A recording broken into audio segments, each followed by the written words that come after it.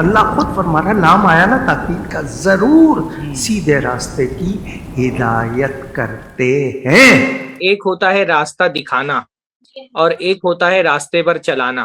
راستہ دکھانے کا مطلب یہ ہوتا ہے کہ جو صحیح راستہ ہے اللہ تعالیٰ کی طرف جانے والا، اس راستے کی طرف رہنمائی کی جائے۔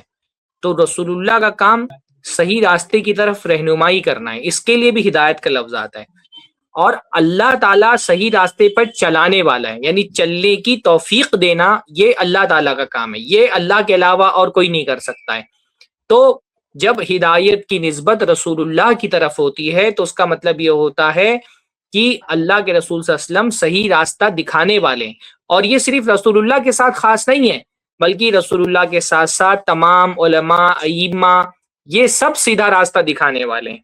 تو دکھانے کا کام تو رسول اللہ کا بھی ہے، اور رسول اللہ کے ساتھ ساتھ رسول اللہ کے امتیوں کا بھی ہے۔ قرآن مجید میں اللہ تعالیٰ نے کہا گیا قل ھذہ سبیلی ادعو الی اللہ علی بصیرۃ انا ومن اتبعنی، کہہ دیجئے کہ یہ میرا راستہ ہے، میں لوگوں کو اللہ کی طرف بلاتا ہوں، میں بھی اور میری اتباع کرنے والے بھی، بصیرت کی بنیاد پر۔ تو راستہ دکھانے کا کام رسول اللہ کا ہے، لیکن اس راستے پر چلانے کا کام اللہ کا ہے۔ اس لیے علماء کہتے ہیں نا کہ ہدایت دو طرح کی ہوتی ہے، ایک ہوتی ہدایت علم اور ایک ہوتی ہدایت عمل۔ تو علم والی ہدایت تو اللہ رب العالمین رسول اللہ صلی اللہ علیہ وسلم کو اختیار دیا کہ آپ علم والی ہدایت لوگوں کو دیں، یعنی لوگوں کو سیدھے راستے کا علم دیں، لیکن اس راستے پر چلنے کی توفیق دینا اور لوگوں کو عمل کی توفیق دینا یہ صرف اللہ تعالیٰ کا کام ہے۔ اس لیے قرآن مجید میں آپ دیکھیں گے ہدایت دونوں معنوں میں آیا ہے۔ جیسے قوم سمود کے بارے میں اللہ نے فرمایا وَأَمَّا ثَمُودُ فَهَدَيْنَاهُمْ فَاسْتَحَبُّوا الْعَمَىٰ عَلَى الْهُدَىٰ، کہ ہم نے سمود کو ہدایت دی تھی۔ اب یہاں ہدایت سے کیا مراد ہے؟